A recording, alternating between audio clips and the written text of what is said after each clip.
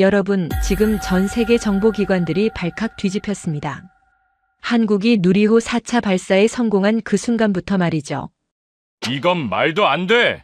모스크바 우주전략센터의 한 분석관이 화면을 보며 외친 첫마디였습니다. 그로부터 정확히 2시간 후 러시아 전역에 30년 만에 처음으로 코드 레드 경보가 울렸습니다. 같은 날 오전 10시, 워싱턴 펜타곤 지하 상황실에서는 긴급회의가 소집됐습니다. 그리고 평양, 북한 과학기술 전당의 과학자 전원이 긴급 소집됐고 장마당에서는 USB 하나가 조용히 손에서 손으로 전해지기 시작했습니다. 도대체 누리호가 쏘아 올린 것은 무엇이었길래 러시아, 미국, 북한이 동시에 이렇게 움직인 걸까요? 왜 미국은 동맹국인 한국에게 이건 배신이다라고 항의했을까요? 그리고 북한 과학자들은 왜 지금 이 순간에도 탈출을 시도하고 있을까요? 30년간 러시아 우주 프로그램에 몸담았던 한 과학자. 그가 직접 목격한 충격적인 진실. 지금부터 그 이야기를 들어보겠습니다. 시작에 앞서 좋아요와 구독 눌러주시면 한국의 더 많은 이야기를 소개하는 데에 큰 힘이 됩니다. 안녕하십니까?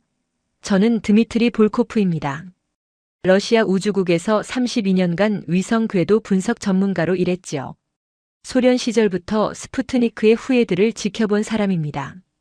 제 손을 거쳐간 위성 데이터만 해도 수천 건이 넘었고 웬만한 발사체의 궤적은 눈을 감고도 예측할 수 있었습니다.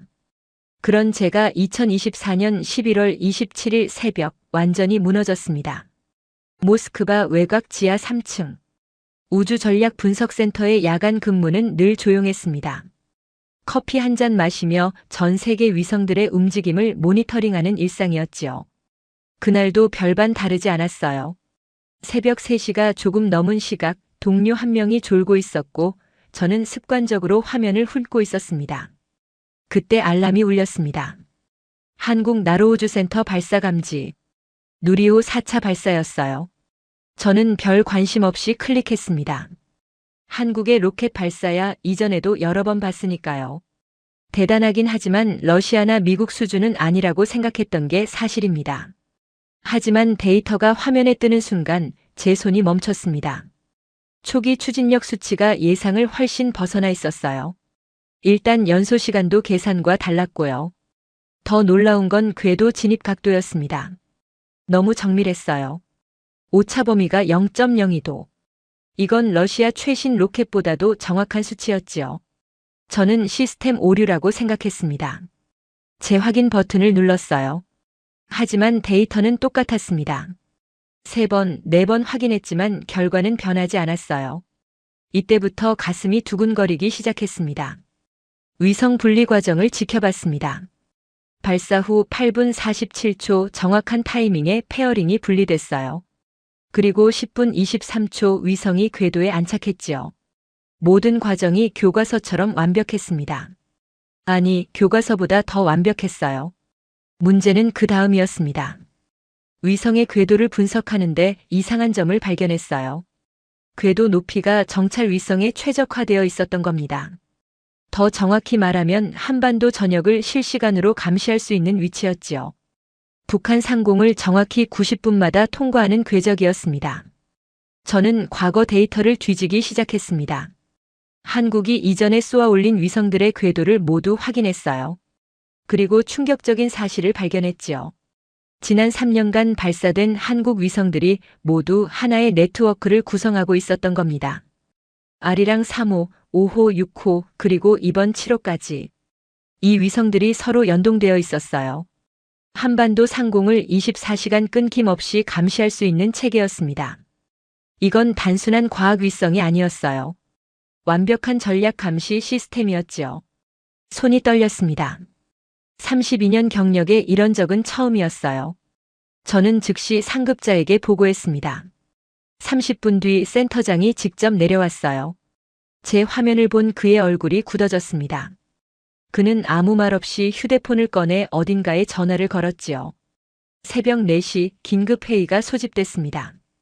국방부, 정보부, 우주국 고위 관계자들이 속속 도착했어요. 저는 분석 결과를 발표했습니다.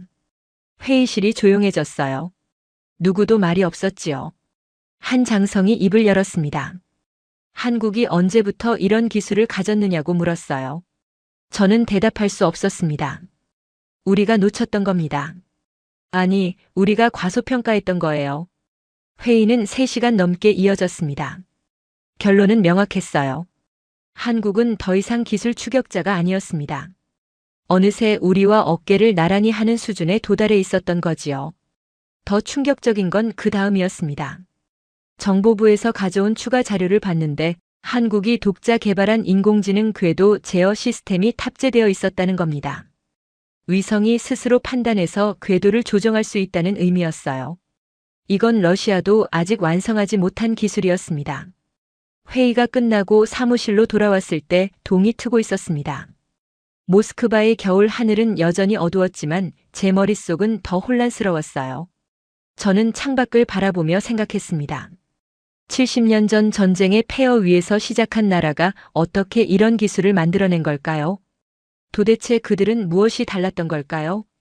그날 오후 러시아 전역에 코드 레드 경보가 발령됐습니다.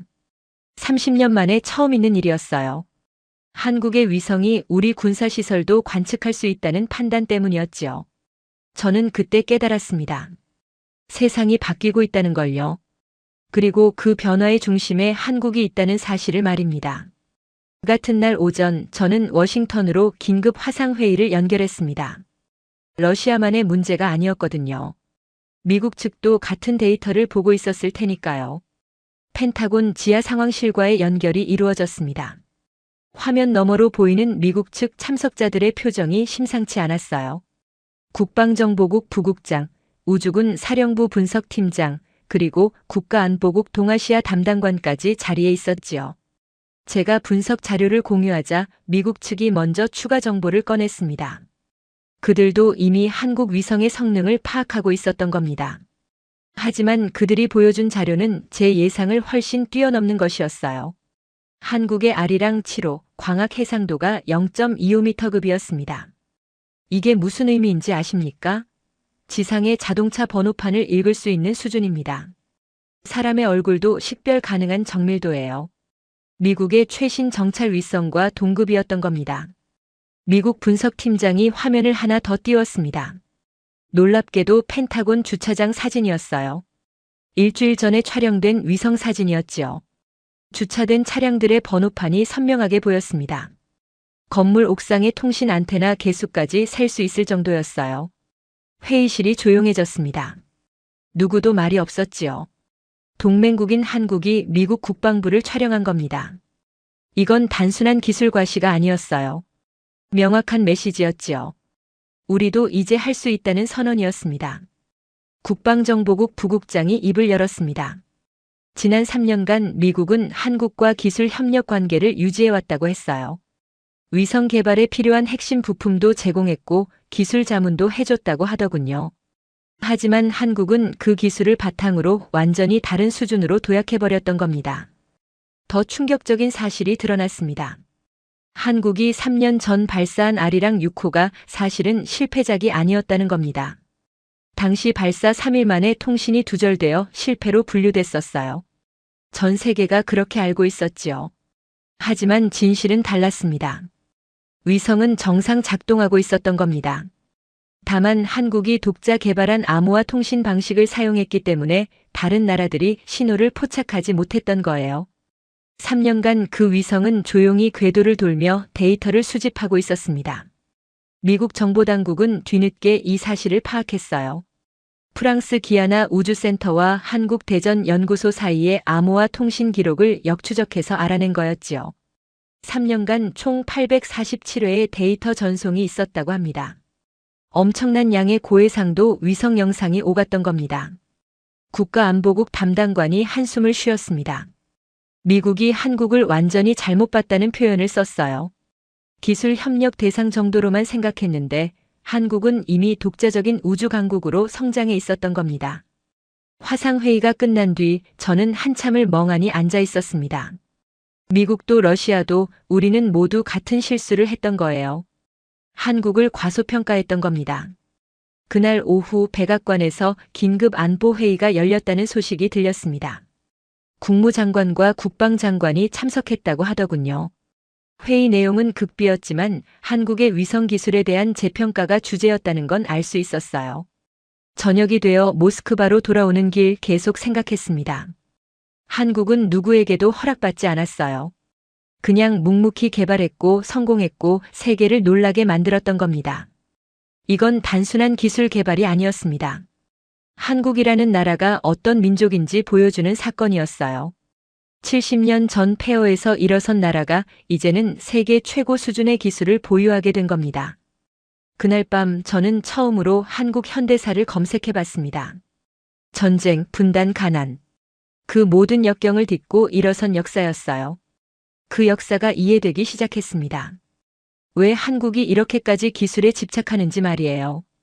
다음 날 아침 새로운 보고가 올라왔습니다. 한국 정부가 공식 브리핑을 준비하고 있다는 소식이었어요. 세계 주요 언론을 초청했다고 하더군요. 무언가 큰 발표가 있을 거라는 예감이 들었습니다. 한국의 누리호가 하늘로 치솟던 그 순간 평양에서는 전혀 다른 분위기가 펼쳐지고 있었습니다. 저는 중국 베이징 주재 러시아 정보 요원들을 통해 북한 내부 상황을 전해 들을 수 있었어요.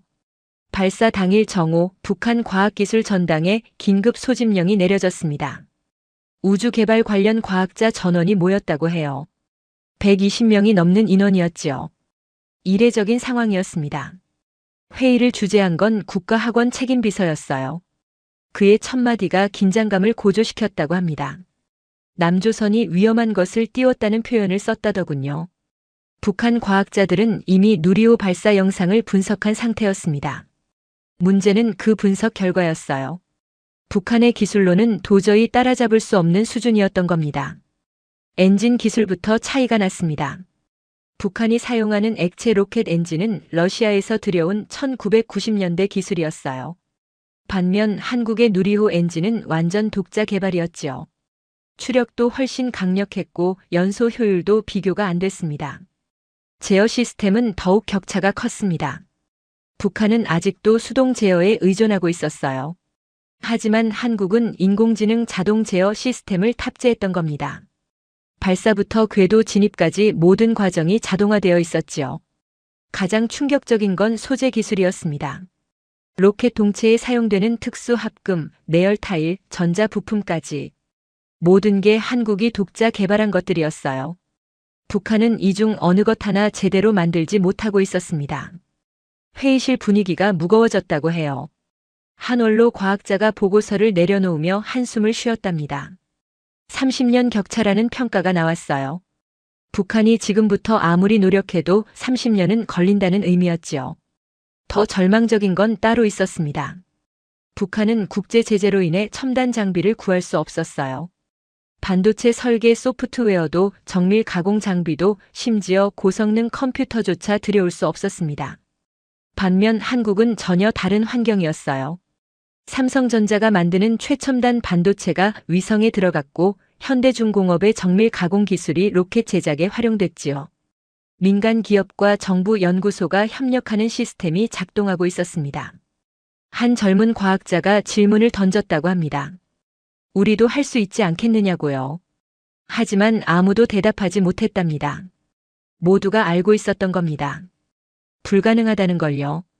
회의가 끝난 뒤 과학자들 사이에서 동요가 일기 시작했어요. 일부는 노골적으로 불만을 표시했다고 합니다. 왜 우리는 이런 환경에서 연구해야 하느냐고요. 베이징의 정보망을 통해 더 구체적인 소식이 전해졌습니다. 몇몇 과학자들이 중국 출장 중 귀국을 거부하는 사태가 벌어졌다고 해요. 망명을 시도한 겁니다. 북한 당국은 즉각 대응에 나섰습니다. 과학자들의 해외 출장을 전면 금지시켰어요. 가족들에 대한 감시도 강화됐지요. 하지만 이미 균열은 시작되고 있었습니다. 더 흥미로운 건 평양 시민들의 반응이었습니다. 누리호 발사 영상이 USB를 통해 몰래 퍼지기 시작했거든요. 중국에서 넘어온 영상이었어요. 장마당에서 그 영상이 거래되기 시작했습니다. 북한 주민들이 남한의 로켓 발사를 보게 된 겁니다.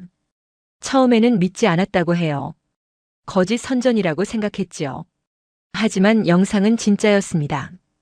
한국 언론사 로고가 선명했고 실시간 중계 형식이었어요. 부정할 수 없는 증거였던 겁니다. 주민들 사이에서 소문이 돌기 시작했습니다. 남조선이 정말 저렇게 발전했다는 이야기였어요. 우리가 배운 것과 다르다는 속삭임이 퍼졌지요. 한 중년 여성이 장마당에서 이렇게 말했다고 합니다. 저렇게 강한 나라가 우리를 그냥 놔둘 리 없다고요. 언젠가 우리를 데리러 올 거라고요. 북한 당국은 긴장했습니다. 기술 격차보다 더 위험한 게 바로 이거였어요. 주민들의 마음이 흔들리는 겁니다. 체제에 대한 믿음이 무너지는 거였지요. 보위부가 단속에 나섰습니다. USB를 거래하는 사람들을 잡아들이기 시작했어요. 하지만 이미 늦었습니다. 영상은 너무 많이 퍼진 뒤였거든요. 저는 이 보고를 받으며 놀라웠습니다. 한국은 단 한 발의 총도 쏘지 않았어요. 그냥 로켓을 하늘로 쏘아 올렸을 뿐인데 북한 전체가 흔들리고 있었던 겁니다. 발사 사흘 후 서울에서 기자회견이 열렸습니다. 한국과학기술정보통신부 장관이 직접 나섰어요. 전 세계 주요 언론사가 초청됐지요.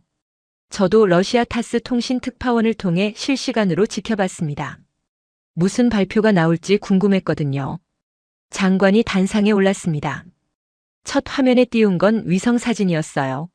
놀랍게도 백악관 전경이었지요. 너무 선명해서 건물 창문 하나하나가 다 보였습니다.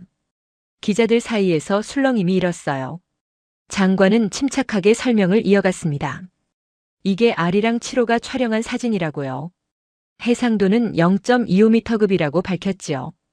다음 화면이 더 충격적이었습니다. 러시아 모스크바 크렘린궁이었어요. 제가 매일 출근하는 그 건물이 화면에 떠 있었던 겁니다. 주차장에 세워진 차량들까지 선명하게 보였어요. 장관은 계속해서 사진들을 공개했습니다. 베이징 인민대회당, 도쿄 국회의사당, 평양 주체 사상탑까지 동아시아 주요 시설들이 모두 촬영되어 있었어요. 메시지는 명확했습니다. 한국은 이제 독자적인 정찰 능력을 보유하게 됐다는 겁니다. 누구의 허락도 필요 없다는 선언이었지요. 더 놀라운 발표가 이어졌습니다. 장관이 새로운 자료를 꺼냈어요. 아리랑 6호에 관한 내용이었습니다. 3년 전 실패했다고 알려진 그 위성이 사실은 정상 작동하고 있었다고 밝혔어요. 한국이 독자 개발한 양자 암호 통신 방식을 사용했기 때문에 다른 나라들이 신호를 못 잡았던 거라고 설명했지요. 기자들이 놀라 질문을 쏟아냈습니다. 장관은 준비된 답변을 내놓았어요. 기술 주권을 지키기 위한 선택이었다고요. 더 이상 다른 나라의 눈치를 볼 필요가 없다고 했습니다. 한 외신 기자가 물었습니다. 이게 미국과의 관계에 영향을 주지 않겠느냐고요. 장관의 답변은 단호했어요. 동맹 관계와 기술 주권은 별개라고 했지요. 회견이 끝난 뒤 전 세계 언론이 들끓었습니다. CNN은 한국의 우주 독립 선언이라고 표현했어요. BBC는 아시아 신흥 우주 강국의 탄생이라고 보도했지요. 저는 모스크바 사무실에서 이 장면들을 지켜보며 감탄했습니다. 한국은 숨기지 않았어요. 오히려 당당하게 공개했던 겁니다. 우리는 이런 능력이 있다고 세계에 알린 거였지요. 그날 오후 러시아 외무부에서 공식 논평이 나왔습니다. 한국의 우주 개발을 주목하고 있다는 내용이었어요. 조심스러운 표현이었지만 속내는 달랐습니다. 러시아도 인정할 수밖에 없었던 겁니다. 미국의 반응은 더 복잡했습니다. 국무부 대변인이 동맹국으로서 환영한다는 입장을 밝혔어요. 하지만 내부적으로는 당혹감이 컸다고 들었습니다. 기술 통제가 더 이상 불가능하다는 걸 깨달은 거였지요. 중국은 즉각 자국 위성의 성능을 과시하는 자료를 공개했습니다. 경쟁 구도가 형성되기 시작한 거예요. 하지만 전문가들은 알고 있었습니다. 한국의 기술이 결코 뒤지지 않는다는 걸요. 일본은 가장 조용했습니다. 공식 논평조차 내놓지 않았어요. 하지만 방위성 내부는 비상이었다고 합니다. 한국에 뒤처졌다는 위기감이 팽배했다더군요.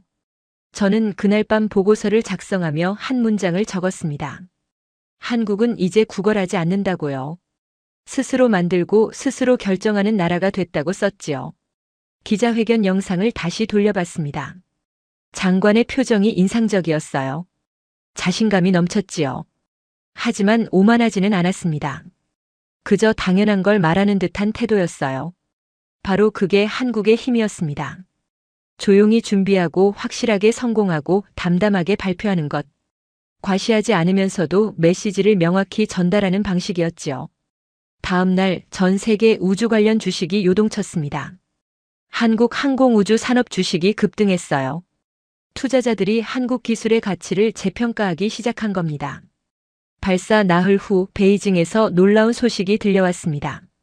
북한 과학자 한 명이 중국 대사관에 망명 신청을 했다는 겁니다. 그의 이름은 공개되지 않았어요. 다만 우주 개발 분야에서 10년 넘게 일한 인물이라는 정보만 전해졌지요. 저는 중국 측 협조자를 통해 그를 만날 수 있었습니다. 베이징 외곽의 안가에서 만남이 이루어졌어요. 40대 중반으로 보이는 남성이었습니다. 얼굴은 수척했지만 눈빛만은 또렷했지요. 그는 조심스럽게 입을 열었습니다. 누리호 발사를 보고 결심했다고 했어요. 더 이상 북한에서는 과학자로서 미래가 없다고 판단했다더군요. 그의 고백이 이어졌습니다. 북한 과학계는 이미 10년 전부터 한계에 부딪혔다고 해요. 새로운 장비를 들여올 수 없었고 최신 논문도 볼 수 없었지요. 제재 때문이었습니다. 젊은 과학자들은 좌절감에 빠졌다고 합니다. 대학에서 최우등으로 졸업하고 국가에서 선발된 인재들이었어요. 하지만 제대로 된 연구를 할 수 없었던 겁니다. 그가 쓰던 컴퓨터는 15년 전 중국산이었다고 해요. 실험 장비는 고장 나도 부품이 없어 방치됐지요. 논문은 몇 년 전 자료만 볼 수 있었습니다. 반면 남한은 완전히 달랐다고 했어요. 작년 중국 학회에서 만난 한국 과학자가 있었답니다. 30대 초반의 젊은 연구원이었는데 그가 발표한 논문 수준이 충격적이었다고 하더군요. 그 한국 연구원은 슈퍼컴퓨터로 시뮬레이션을 돌린다고 했답니다. 최신 실험 장비를 자유롭게 쓸 수 있고 전 세계 논문 데이터베이스에 접근할 수 있다고요. 그 순간 북한 과학자는 깨달았다고 합니다. 이건 개인의 능력 차이가 아니라는 걸요. 시스템의 차이였던 겁니다. 더 절망적인 건 앞으로도 나아질 가능성이 없다는 거였어요. 제재는 계속될 것이고 북한의 고립은 심화될 거라고 했지요. 그 속에서 과학자로 산다는 건 의미가 없었습니다. 누리호 발사가 마지막 방아쇠를 당겼다고 했어요. 같은 민족인데 이렇게 차이가 날 수 있다는 게 믿기지 않았답니다. 70년 전엔 같은 출발선이었는데 말이에요. 그는 가방에서 서류 뭉치를 꺼냈습니다. 북한 내부 기술 평가 보고서였어요. 극비 문서를 몰래 빼온 거였지요. 보고서를 펼쳐보니 충격적인 내용들이 적혀 있었습니다. 한국과의 기술 격차를 분야별로 분석한 거였어요. 로켓 엔진 30년, 제어 시스템 25년, 소재 과학 40년. 모든 분야에서 엄청난 격차가 벌어져 있었습니다. 가장 절망적인 건 마지막 결론이었어요. 현재 추세로는 격차가 좁혀지지 않는다. 오히려 벌어질 것으로 예상된다. 그렇게 적혀 있었지요. 그는 조용히 말했습니다. 동료들도 알고 있다고요. 다만 인정하고 싶지 않을 뿐이라고 했어요. 인정하는 순간 자신들의 인생이 무의미해지니까요. 하지만 이제는 달라졌다고 합니다. 누리호 이후 과학자들 사이에서 솔직한 대화가 오가기 시작했다고 해요. 우리는 뒤처져 있다. 따라잡을 수 없다. 이런 이야기들이요. 젊은 과학자들 중 일부는 더 직설적이었답니다. 왜 우리는 이렇게 살아야 하느냐고 물었다고 해요. 남한 과학자들처럼 연구하고 싶다고 했답니다. 당국은 이런 움직임을 감지했습니다. 사상 검열이 강화됐어요. 과학자들의 해외 출장이 전면 금지됐지요. 하지만 이미 시작된 균열을 막을 수는 없었습니다. 그는 발사 이틀 후에 결심했다고 했어요. 중국 출장 일정이 잡혀 있었는데 그게 마지막 기회라고 판단했답니다. 평양을 떠나는 비행기에 오르면서 다시는 돌아가지 않겠다고 다짐했다더군요. 베이징 공항에 도착하자마자 중국 측 접촉자에게 연락했다고 합니다. 망명을 돕겠다는 답변을 받았고 곧바로 안전한 곳으로 이동했다고 해요. 그는 마지막으로 이렇게 말했습니다. 한국은 총을 쏘지 않았다고요. 그냥 로켓을 띄웠을 뿐인데 북한 과학계 전체가 흔들리고 있다고 했어요. 북한의 남은 동료들을 생각하면 가슴이 아프다고 했습니다. 그들도 알고 있을 거라고요. 하지만 가족 때문에, 두려움 때문에 떠나지 못한다고 했지요. 저는 그의 말을 들으며 숙연해졌습니다. 한 나라의 과학자가 조국을 버리고 망명을 선택한 겁니다. 그만큼 절망적이었다는 의미였지요. 그날 밤 저는 모스크바 본부에 긴급 보고를 올렸습니다. 북한 내부의 균열이 시작됐다고요. 과학계부터 무너지고 있다고 적었습니다. 망명 과학자는 한국행을 희망한다고 했어요. 제대로 된 연구 환경에서 일하고 싶다는 간절함이 느껴졌지요. 중국 측은 한국 정부와 조율 중이라고 했습니다. 발사 엿새 후 한국 정부가 전격적인 발표를 했습니다. 위성 기술의 선택적 공유 정책을 시행한다는 내용이었어요. 핵심은 간단했습니다. 한국의 위성 기술을 원하는 나라는 신청하라는 겁니다. 검토 후 제공 여부를 결정하겠다고 했지요. 과거와 완전히 뒤바뀐 상황이었어요. 미국 국무부가 즉각 반응했습니다. 동맹 관계를 고려해달라는 요청이었어요. 하지만 한국 외교부의 답변은 단호했습니다. 기술 주권은 협상 대상이 아니라고 했지요. 워싱턴이 당혹해했습니다. 지난 수십 년간 미국은 한국에 기술을 제공하는 입장이었거든요. 이제 그 관계가 역전된 겁니다. 일본도 신청서를 제출했다고 들었습니다. 하지만 한국은 즉각 답변하지 않았어요. 신중하게 검토하겠다는 입장만 밝혔지요. 일본 방위성 내부가 술렁였다고 합니다. 러시아는 어떻게 할지 고민에 빠졌어요. 자존심이 걸린 문제였거든요. 우주 강국을 자처하던 러시아가 한국에 손을 벌린다는 게 쉽지 않았습니다. 본부에서 저에게 의견을 물었어요. 저는 솔직하게 답했습니다. 한국 기술이 필요하다고요. 특히 인공지능 제어 시스템은 우리도 아직 완성하지 못했다고 보고했지요. 중국은 가장 빨리 움직였습니다. 고위급 대표단을 서울에 보냈어요. 기술 협력을 논의하겠다는 명분이었지요. 하지만 한국은 쉽게 응하지 않았습니다. 한국 정부의 기준은 명확했어요. 기술을 평화적 목적으로만 사용할 것, 제3국에 이전하지 않을 것, 한국의 안보에 위협이 되지 않을 것, 이 세 가지였지요. 미국이 가장 난처했습니다. 과거 한국의 기술 제공 조건으로 여러 제약을 걸었거든요. 이제 그 입장이 바뀐 겁니다. 한국이 제약을 거는 쪽이 된 거였어요. 국방부 내부에서 논쟁이 벌어졌다고 합니다. 일부는 한국에 압박을 가하자고 했어요. 하지만 다른 쪽에서는 협력 관계를 유지해야 한다고 주장했지요. 결국 미국은 협상 테이블에 앉기로 했습니다. 무역 대표부와 국방부 고위 관계자가 서울 방문 일정을 잡았어요. 기술 협력 방안을 논의하겠다는 거였지요. 저는 이 상황을 지켜보며 감회가 새로웠습니다. 불과 며칠 사이에 국제관계의 역학이 바뀌고 있었어요. 한국이 중심이 된 새로운 구도가 형성되고 있었습니다. 유럽 우주국도 관심을 보였습니다. 공식 서한을 보내 협력 가능성을 타진했어요.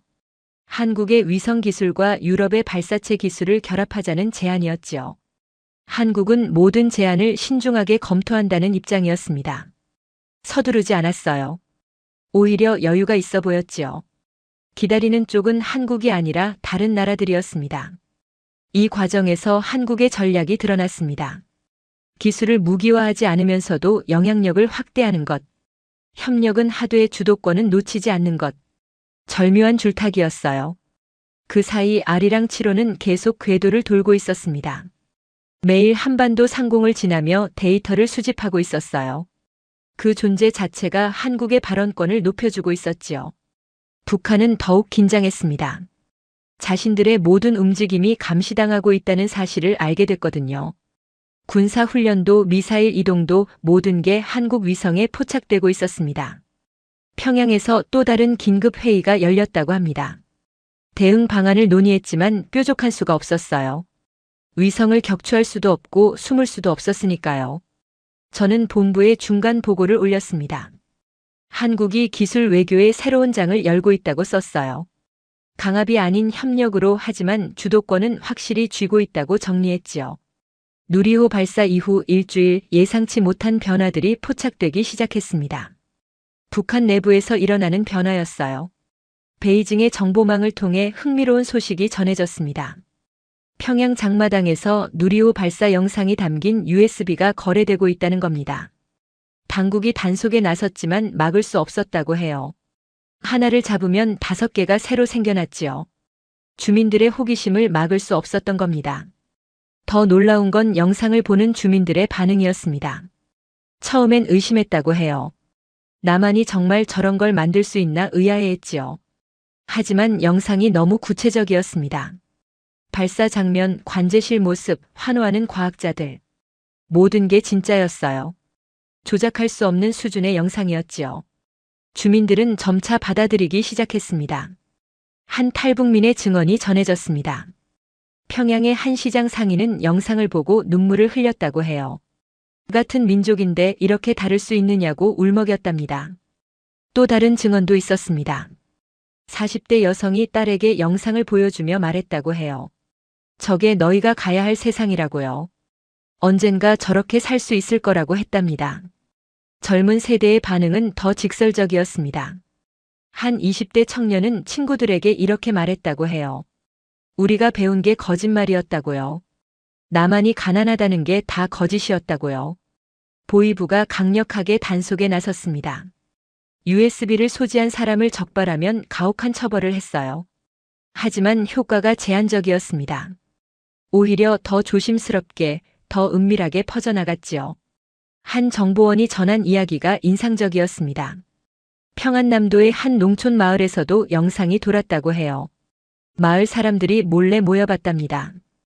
영상이 끝나자 한 노인이 말했다고 합니다. 자기가 살아생전에 통일을 볼 수 있을까 하고요. 나만이 저렇게 강하다면 가능하지 않겠느냐고 했답니다. 이런 변화는 평양에만 국한되지 않았습니다. 국경 도시들에서도 비슷한 현상이 나타났어요. 중국과 접한 지역 주민들은 더 많은 정보에 접근할 수 있었지요. 신의주의 한 주민은 중국 친척을 통해 한국 뉴스를 받아본다고 했어요. 누리호 발사 이후 한국 관련 뉴스를 찾는 사람들이 부쩍 늘었답니다. 과학자들 사이에서도 변화가 감지됐습니다. 공개적으로 말하진 않지만 사적인 자리에서는 솔직한 대화가 오갔다고 해요. 우리도 저렇게 할 수 있었으면 좋겠다고요. 한 중견 과학자는 동료에게 이렇게 말했다고 합니다. 통일이 되면 남한 연구소에서 일하고 싶다고요. 제대로 된 장비로 제대로 된 연구를 해보고 싶다고요. 군부에서도 미묘한 반응이 나왔습니다. 일선 장교들 사이에서 한국군의 전력에 대한 재평가가 이루어지고 있다고 해요. 위성까지 띄운 나라와 맞서 싸울 수 있겠느냐는 회의감이 번졌답니다.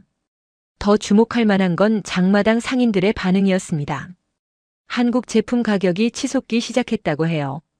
사람들이 남한 물건을 더 신뢰하게 된 겁니다. 한 상인은 이렇게 말했다고 합니다.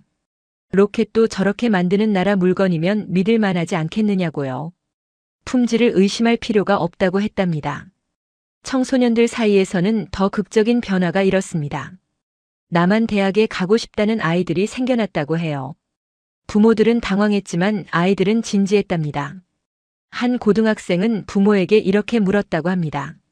남한에서 공부하면 나도 로켓 만드는 사람이 될 수 있냐고요. 부모는 대답하지 못했답니다. 당국은 이런 분위기를 감지하고 대대적인 사상 교육에 나섰습니다.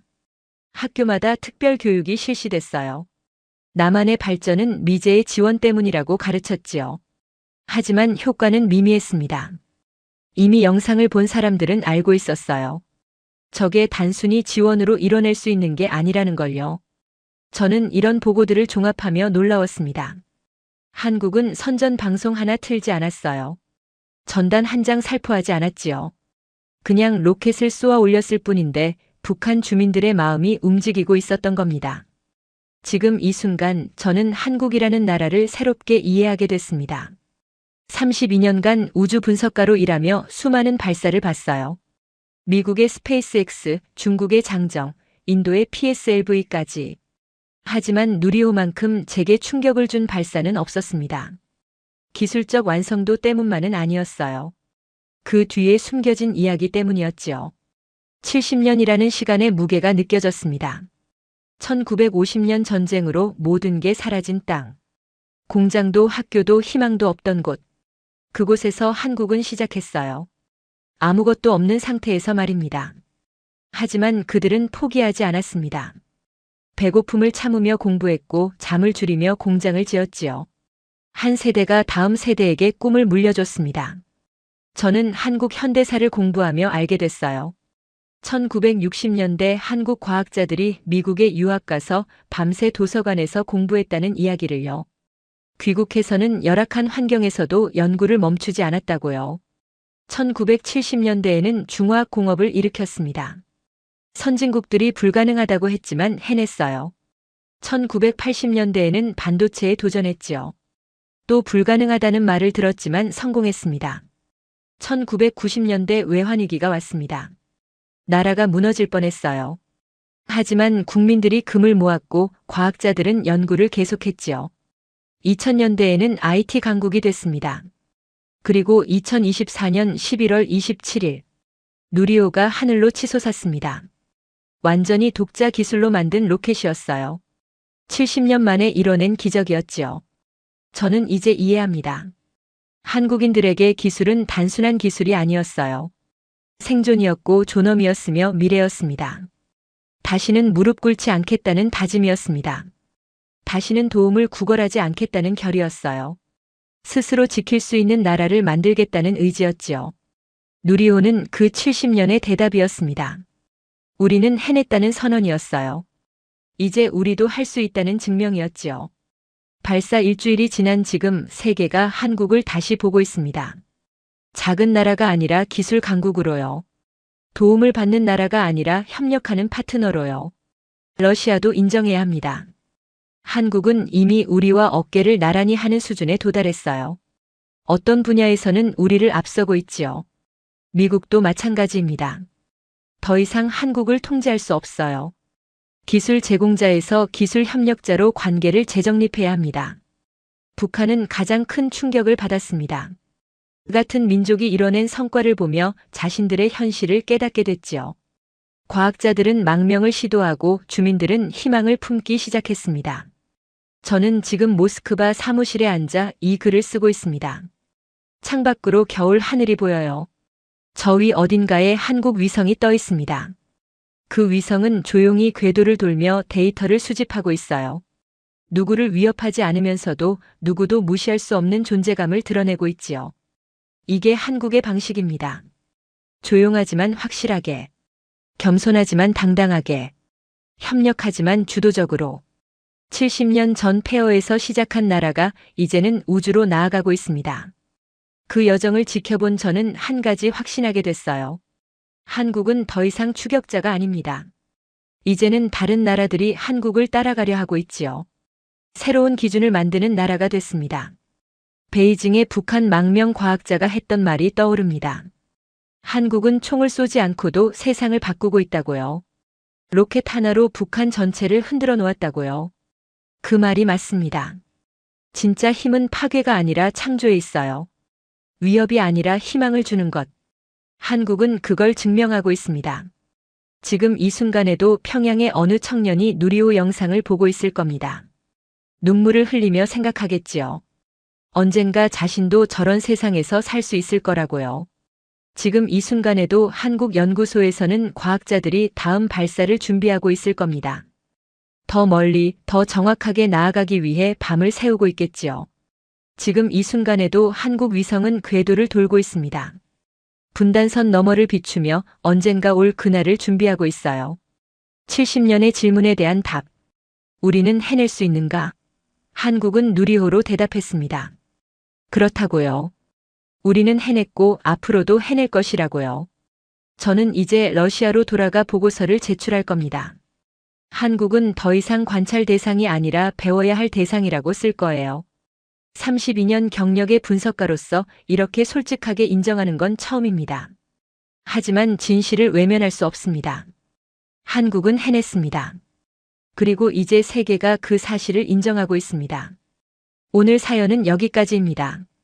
한국 위성이 세계를 놀라게 한 스토리 어떠셨나요? 사연의 주인공에게 응원의 댓글을 남겨주세요. 지금까지 감동정거장에서 사연 전해드렸습니다. 사연이 마음에 드셨다면 좋아요와 구독 부탁드립니다. 시청해주셔서 감사합니다.